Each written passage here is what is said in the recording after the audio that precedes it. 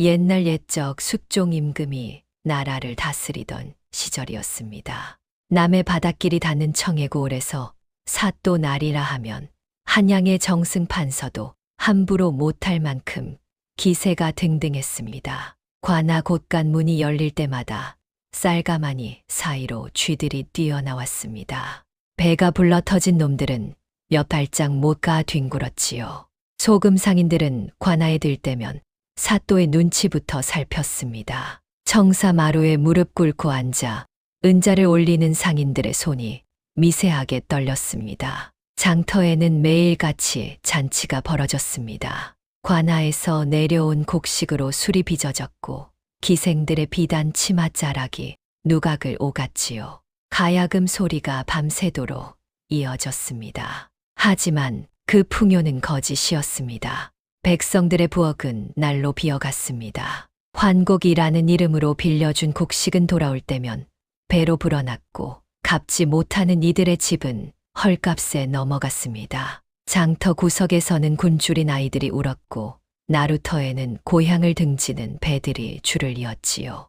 헌데 이 거칠 것 없는 사또에게도 눈에 밟히는 가시가 하나 있었습니다. 마을 끝자락 몰락한 양반가에 사는 살림 못하는 며느리 연화였지요. 해진 적삼에는 기운 자국이 덧대어져 있었습니다. 연화가 우물가를 지날 때면 두레박 끌어올리던 안악들이 손을 멈췄습니다. 수군거림 속에 복 없는 말끝 떨리는 쓸모없는 이라는 말이 섞여 나왔고 마을 사람들은 그녀를 얕잡아 보았습니다. 전연의 집안이 내 고을에 얼마나 빚을 졌는지 아느냐. 사또가 청사 마루에 침을 되뱉었습니다. 그의 손에 쥐어진 부채가 탁 소리를 내며 접혔지요. 때가 되면 멍석마리를 해서라도 입을 막아야 할 텐데. 하지만 사또는 몰랐습니다. 그가 천하다 비웃는 침묵 뒤에 무엇이 숨겨져 있는지를 말입니다. 모두가 잠든 야심한 시각, 연화가 뒤뜰에서 약초를 다리고 있었습니다. 바닷가 절벽에서 캐온 풀들을 곱게 빻아 헝겊에 적셨지요. 그 헝겊을 조심스레 등허리에 대는 그녀의 손놀림은 익숙했습니다. 달빛 아래 저고리 자락이 흔들렸고 등허리의 천 사이로 무언가 희미한 문양이 어른거렸습니다. 한때 궁중 내관청에서 새겨진 표시. 하지만 세상은 아직 그녀를 복 없는 며느리로만 알고 있었습니다. 연화는 시어머니 윤씨 부인의 집에 들어온 지 2년째였습니다. 그러나 아직도 솥뚜껑 여는 것조차 서투른 며느리였지요. 아침 죽을 끓이면 바닥이 눌어붙었고 김장을 담그면 배추가 물러터졌습니다. 바느질을 하라 하면 손가락에 피가 맺혔고 실밥은 삐뚤삐뚤 뱀처럼 기어갔지요. 이런 손으로 어찌 시집을 왔단 말이냐. 윤씨 부인의 꾸지람이 떨어질 때마다 연화는 고개를 더 깊이 숙였습니다. 대답을 하려 해도 말끝이 떨려 제대로 나오지 않았지요. 죄송합니다, 어머님. 우물가에서는 더 심했습니다. 저 며느리 좀 보게. 물 한 동이 깃는데도 두레박을 3번이나 떨어뜨렸어. 살림 하나 제대로 못하면서 양반과 며느리랍시고 콧대만 높지. 저런 걸 며느리로 들였으니 윤씨네 집안도 이제 끝이야.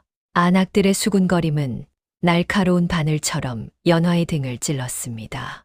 연화는 물동이를 이고 더 빨리 걸었지요. 고개를 들면 또 눈이 마주칠까 두려웠습니다. 마을 사람들은 그녀를 복 없는 며느리라 불렀습니다. 장터에서도 우물가에서도 나루터에서도 연화의 이름 대신 그 말이 따라다녔지요. 연화는 그 말을 들을 때마다 이를 꽉 깨물었습니다. 하지만 아무 말도 하지 않았습니다. 그저 조용히 집으로 돌아와 또다시 서툰 손으로 바느질을 하고 또다시 눌어붙은 솥을 닦았습니다. 윤씨 부인의 차가운 눈길 아래서 연화는 더욱 작아지는 것처럼 보였지요. 하지만 밤이 깊어지면 달랐습니다.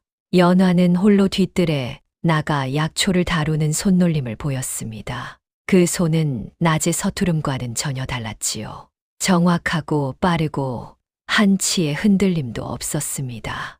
누군가 그 모습을 봤다면 의아했을 것입니다. 저것이 정말 낮에 두레박도 제대로 못 깃던 그 며느리인지 말입니다. 챕터 4. 윤 씨 부인은 매섭고 엄격한 어른이었습니다. 아침 문안을 드릴 때 고개를 조금만 늦게 숙여도 꾸지람이 떨어졌습니다. 밥상에 반찬이 하나라도 부족하면 회초리가 날아왔지요. 마을 사람들은 윤 씨 부인을 쇠로 만든 어른이라 불렀습니다. 하지만 이상한 점이 있었습니다. 장터에서 관아 이야기가 나오면 윤 씨 부인은 갑자기 입을 닫았습니다. 이웃 안악들이 사또가 또 환곡을 걷어갔다더라 하면 그녀는 차 잔을 내려놓고 자리를 떴지요. 그런 헛소리는 입에 담지 마라. 목소리는 차갑고 단호했습니다. 어느 날 연화가 장터에 심부름을 가려 하자 윤 씨 부인이 팔을 잡았습니다. 어디로 가려느냐? 장터에 나무를 사러. 안 된다. 윤 씨 부인의 눈빛이 날카로워졌습니다. 관아 근처엔 얼씬도 말아라. 절대로. 그날 이후로 연화는 장터에 나가지 못했습니다. 우물가도 나루터도 혼자서는 갈 수 없었지요. 윤 씨 부인은 연화에게 딱 한 가지만 금했습니다.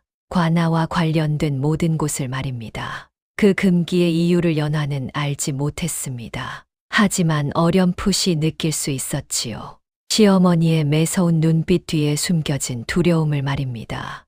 연화는 밤마다 등허리가 쓰라렸습니다. 잠들려 하면 등에서 불이 나는 듯했고 뒤척일 때마다 아픈 곳이 요에 닿았지요.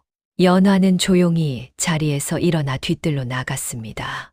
달빛 아래서 약초를 다렸습니다. 바닷가 절벽에서만 나는 풀들이었지요. 갯바위에 붙어 자라는 해국과 파도에 씻긴 돌 틈새에 쇠물을 피웠습니다. 약물을 적신 헝겊풀 등에 대면 잠시나마 통증이 가라앉았습니다. 하지만 상처는 사라지지 않았습니다. 등허리에는 희미한 자국이 남아 있었지요. 그것은 상처가 아니었습니다. 누군가 일부러 새긴 표식이었습니다. 연화는 그 자국을 누구에게도 보이지 않았습니다. 목욕할 때도, 옷을 갈아입을 때도, 혼자 있을 때만 조심스럽게 확인했지요. 바닷가에서 캐온 약초의 냄새가 방 안에 퍼졌습니다. 짭조름하고 비린 바다 냄새였습니다. 윤 씨 부인이 그 냄새를 맡고 문 앞에 섰습니다. 또 등이 쓰리냐? 예, 어머님. 윤 씨 부인은 아무 말도 하지 않았습니다. 그저 한참을 서 있다가 조용히 돌아갔지요. 그녀의 뒷모습에는 무언가 무거운 것이 실려 있었습니다. 어느 날 새벽 관아의 포졸들이 윤 씨 부인의 집을 에워쌌습니다. 윤 씨 부인은 나오시오. 대문이 발로 차이며 열렸습니다. 포졸들이 마당으로 들이닥쳤고 윤 씨 부인은 대청마루에서 끌려 나왔지요. 무슨 일이옵니까? 연화가 달려갔으나 포졸이 막아섰습니다. 죄목은 관아의 곡간을 해치은 사술이다.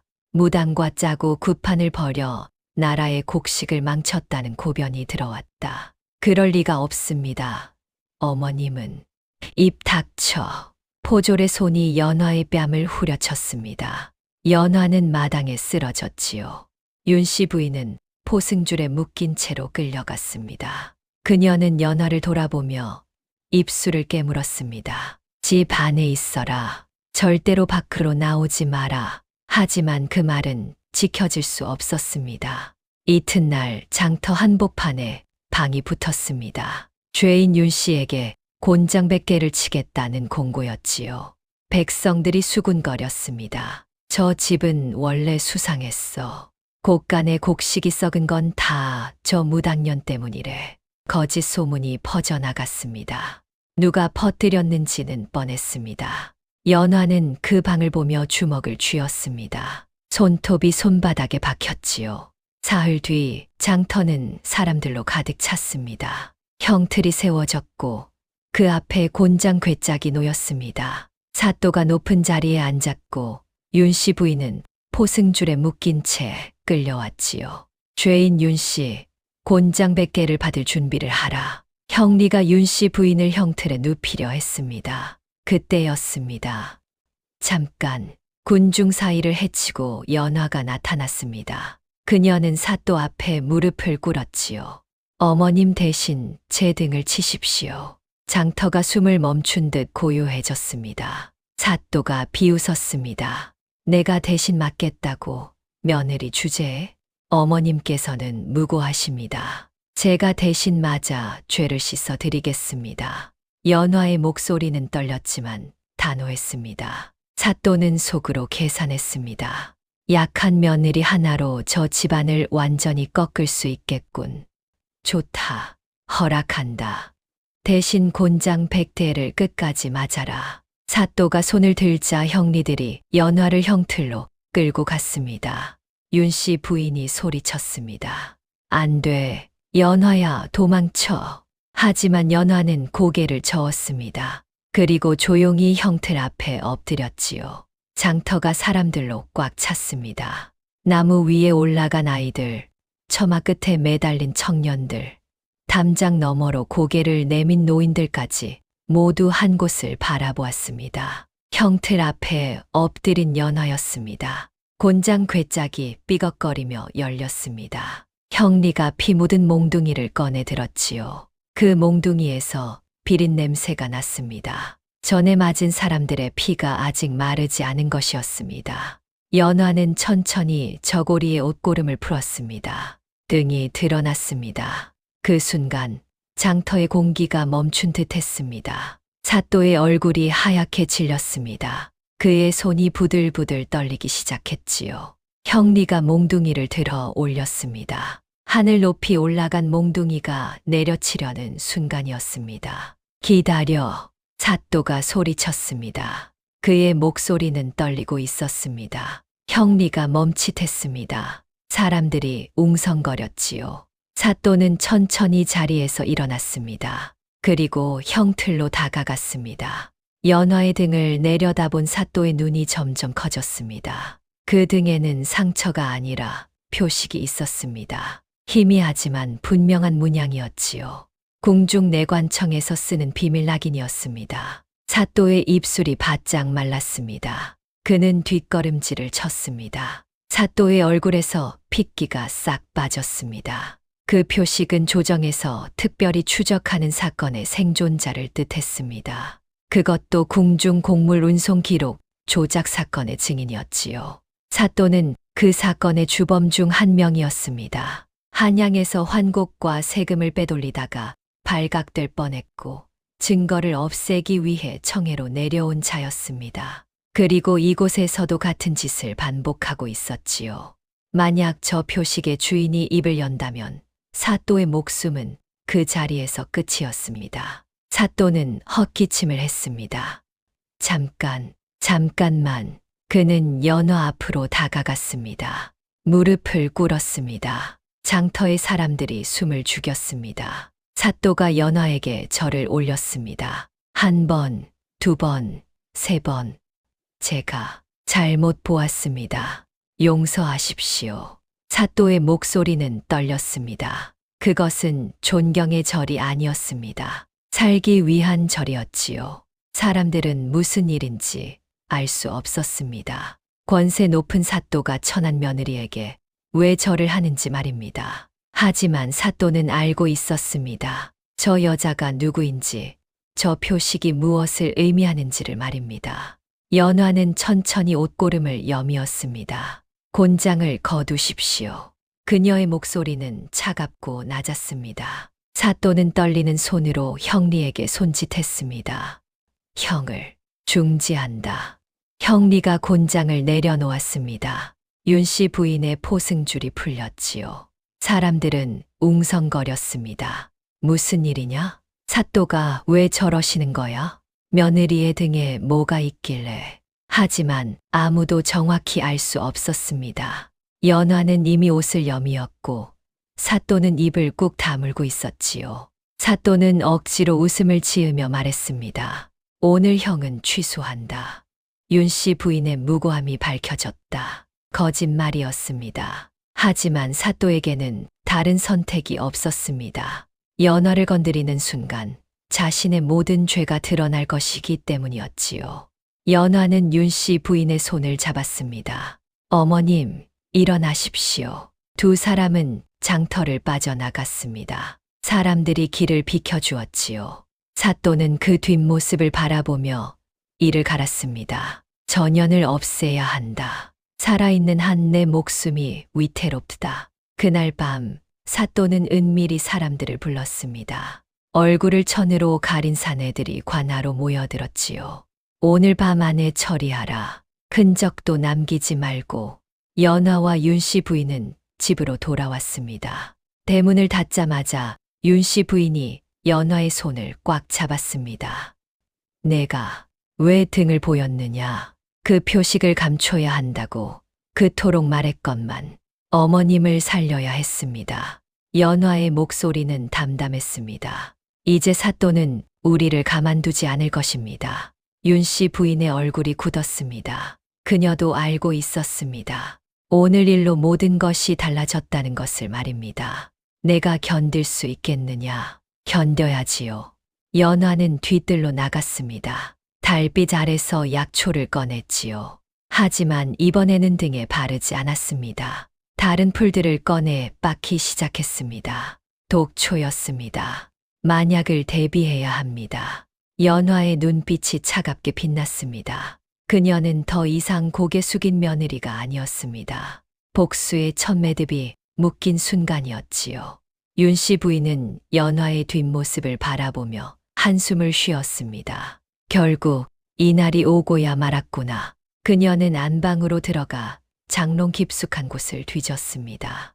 낡은 보자기에 쌓인 장부 한 권이 나왔지요. 그 장부에는 환곡과 염세를 빼돌린 기록이 빼곡히 적혀 있었습니다. 그날 밤 야심한 시각이었습니다. 담장 너머로 검은 그림자들이 넘어왔습니다. 얼굴을 천으로 가린 사내들이었지요. 그들은 소리 없이 대문을 열고 마당으로 들어왔습니다. 연화는 잠들지 않고 있었습니다. 뒤뜰에서 약초를 다리던 그녀는 인기척을 느끼고 재빨리 몸을 숨겼지요. 사내들이 안방으로 들이닥쳤습니다. 윤 씨 부인과 며느리를 찾아라. 그들의 목소리는 낮고 차가웠습니다. 윤 씨 부인이 방문을 열었습니다. 무엇들이냐? 조용히 따라오시오. 안 그러면 사내가 칼을 빼들었습니다. 그때 뒤뜰에서 연화가 나타났습니다. 어머님은 건드리지 마십시오. 사내들이 연화를 애워쌌습니다. 내가 조용히 따라온다면 노파는 살려주마. 연화는 윤 씨 부인을 보았습니다. 시어머니는 고개를 저었지요. 하지만 연화는 고개를 끄덕였습니다. 따라가겠습니다. 대신 어머님은 절대 해치지 마십시오. 사내들이 연화를 끌고 가려 했습니다. 윤 씨 부인이 몸으로 막아섰습니다. 안 돼. 연화를 데려가려거든 내 목숨부터 가져가라. 사내가 윤 씨 부인을 밀쳤습니다. 그녀는 마루에 부딪혀 쓰러졌지요. 팔에서 피가 흘렀습니다. 어머님, 연화가 소리쳤습니다. 그녀의 눈에서 처음으로 살기가 돋아났지요. 사내들이 연화를 마당으로 끌고 갔습니다. 그중 한 명이 낮은 목소리로 물었습니다. 장부를 어디에 숨겼느냐? 연화가 눈을 크게 떴습니다. 장부, 무슨 장부를 말하는 것이오? 시침이 떼지 마라. 윤 씨 부인이 숨긴 장부 말이다. 사내가 연화의 멱살을 잡았습니다. 환곡과 염세를 빼돌린 기록이 적힌 장부다. 그걸 내놓으면 살려주마. 연화는 그제야 깨달았습니다. 윤 씨 부인에게 씌운 누명은 굿거리가 아니었습니다. 처음부터 장부가 목적이었던 것이지요. 사또는 자신의 죄를 덮기 위해 윤 씨 부인을 없애려 했습니다. 하지만 연화가 등을 보이는 바람에 계획이 틀어졌고 이번에는 밤중에 몰래 장부를 빼앗으려 온 것이었습니다. 장부가 어디 있는지 모르겠소. 연화가 고개를 저었습니다. 사내가 칼을 빼들었습니다. 끝까지 입을 다물 셈이냐. 그때 안방에서 윤 씨 부인의 목소리가 들렸습니다. 장부는 내가 숨겼다. 연화는 모르는 일이니 그 애는 놔줘라. 사내들이 안방으로 달려갔습니다. 연화는 그 틈을 타 뒤뜰로 도망쳤습니다. 그녀는 울타리를 넘어 어둠 속으로 사라졌지요. 하지만 마음속에는 분노가 타올랐습니다. 어머님이 숨긴 장부, 그것이 사또의 목줄이었구나.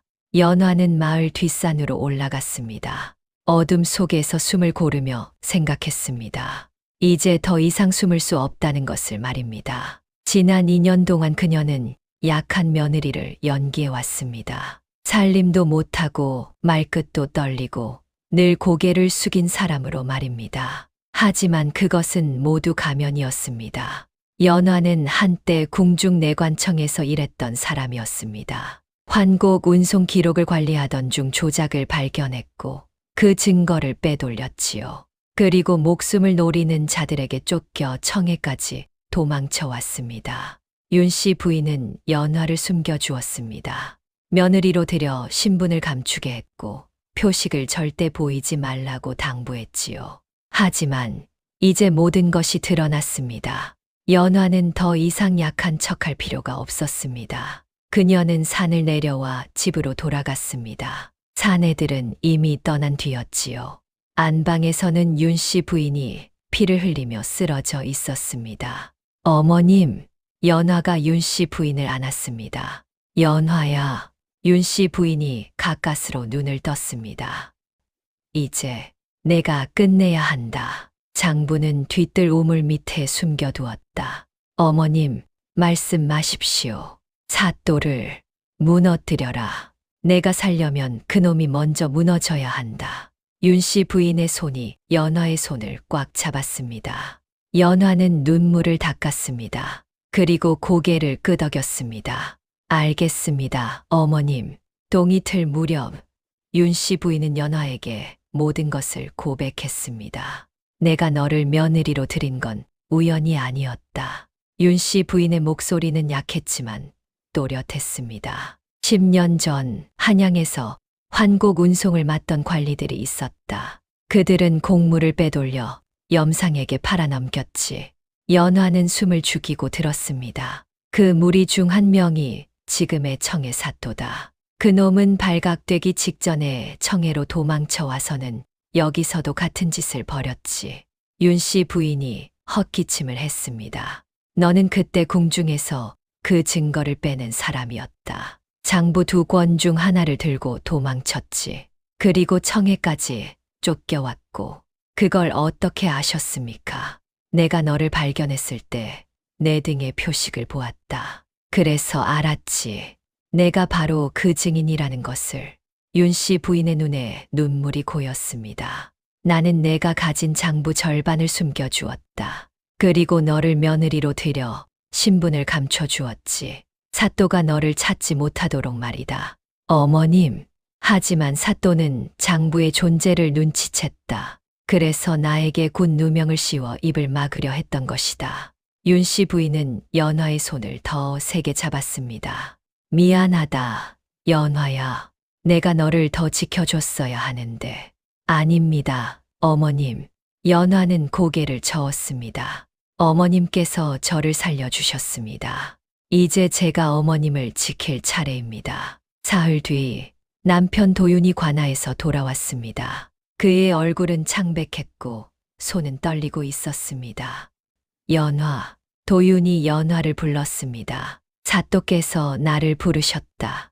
연화는 불길한 예감이 들었습니다. 무슨 말씀을 하셨습니까?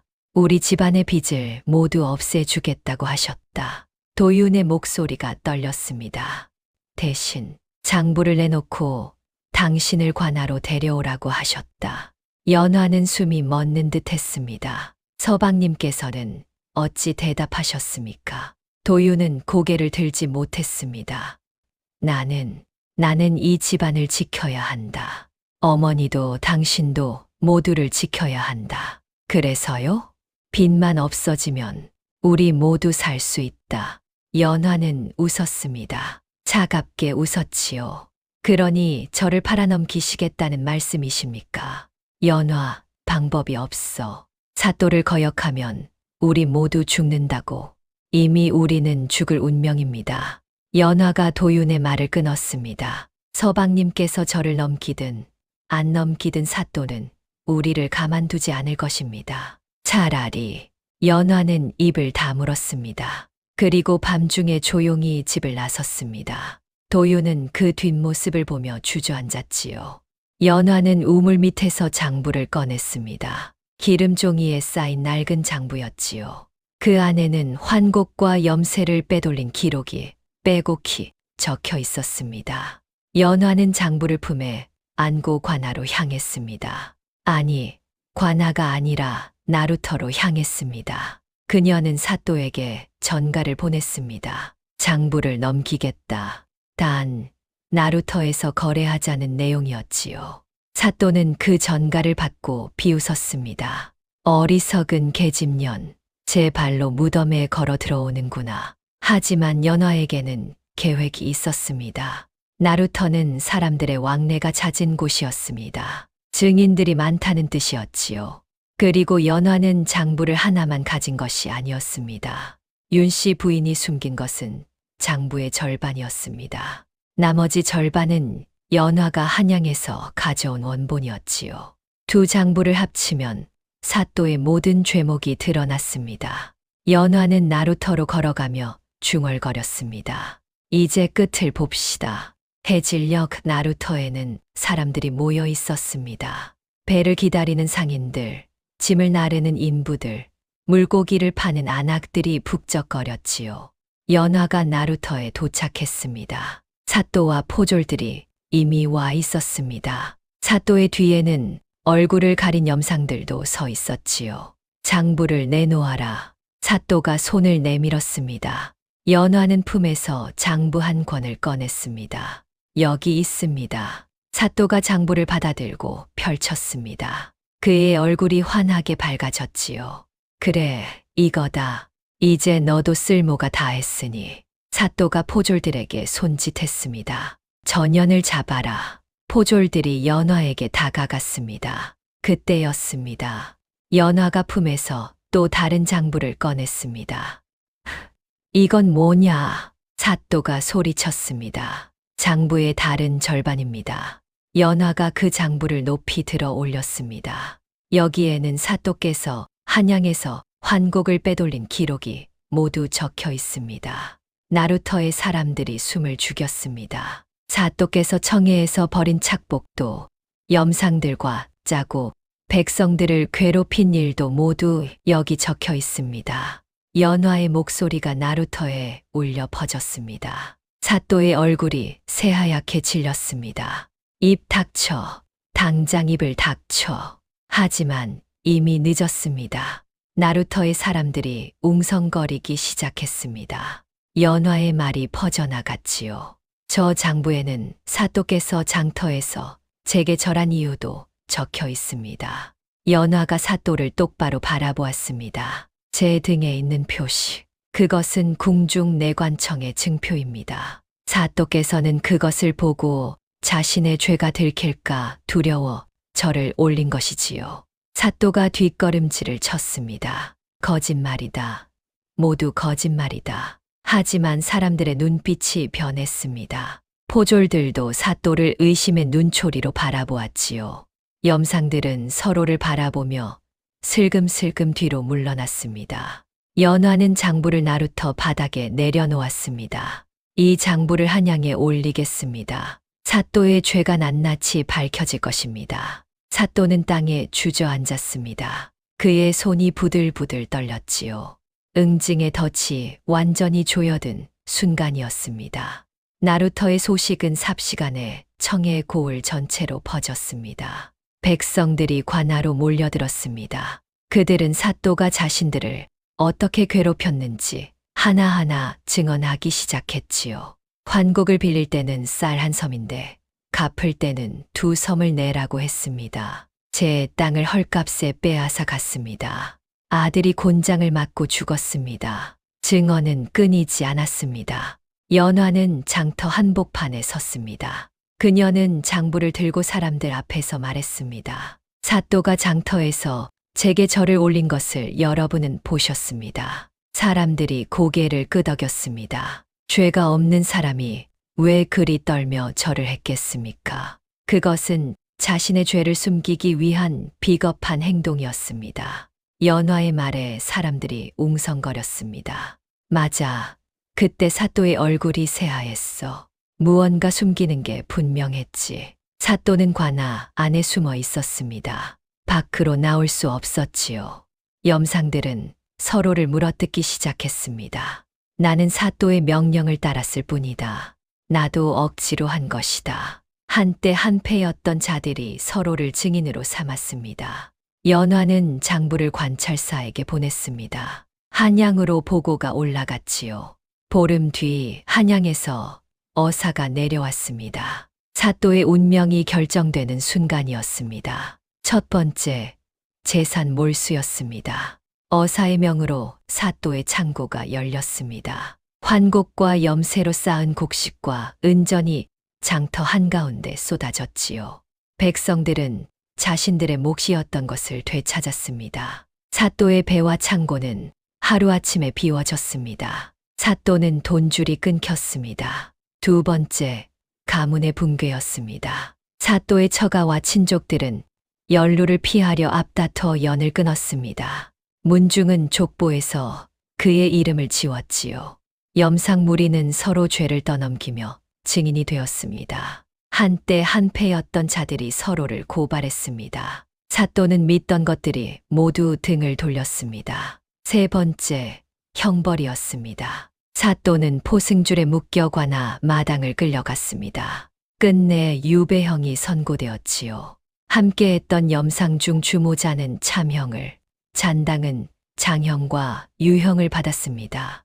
연화는 형장을 멀리서 바라보았습니다. 사또가 수레에 실려 유배지로 떠나는 모습을 말입니다. 그는 더 이상 권세 있는 사또가 아니었습니다. 초라한 죄인일 뿐이었지요. 연화는 고개를 돌렸습니다. 이제 더 이상 등을 내밀 필요가 없었기 때문입니다. 계절이 바뀌었습니다. 연화는 윤씨 부인의 손을 잡고 집으로 돌아왔습니다. 상처는 아물었고 고을에는 평화가 찾아왔지요. 새로 부임한 사또는 청렴했습니다. 환곡을 제대로 돌렸고 백성들의 억울함을 풀어주었습니다. 연화는 더 이상 고개를 숙이지 않았습니다. 마을 사람들도 그녀를 다르게 보았지요. 복 없는 며느리가 아니라 고을을 살린 사람으로 말입니다. 어느 날 연화는 뒤뜰에서 등에 바르던 약초를 꺼냈습니다. 하지만 이번에는 그것을 땅에 묻었지요. 이제 필요 없구나. 윤씨 부인이 뒤에서 말했습니다. 그래, 이제 아프지 않아도 된다. 연화는 미소를 지었습니다. 사람들은 말했습니다. 곤장은 등을 찢지만 어떤 등은 세상에 거짓을 찢는다. 연화의 등에 새겨진 표식은 상처가 아니었습니다. 진실을 지킨 증표였지요. 그 진실이 결국 악을 무너뜨렸습니다. 옛말에 백절불굴이라는 말이 있습니다. 어떠한 난관에도 굽히지 않고 이겨나간다는 뜻이지요. 연화는 약했지만 굽히지 않았습니다. 고개를 숙였지만 무릎은 꿇지 않았습니다. 그리고 끝내 정의를 세웠습니다. 여러분도 힘들고 어려운 일을 겪을 때 연화처럼 끝까지 포기하지 마십시오. 진실은 반드시 빛을 보게 되어 있습니다. 다음 영상을 빠르게 만나보시려면 좋아요와 구독을 눌러주세요. 그럼 더 재미있는 영상으로 찾아뵙겠습니다. 모두 행복한 하루 보내세요.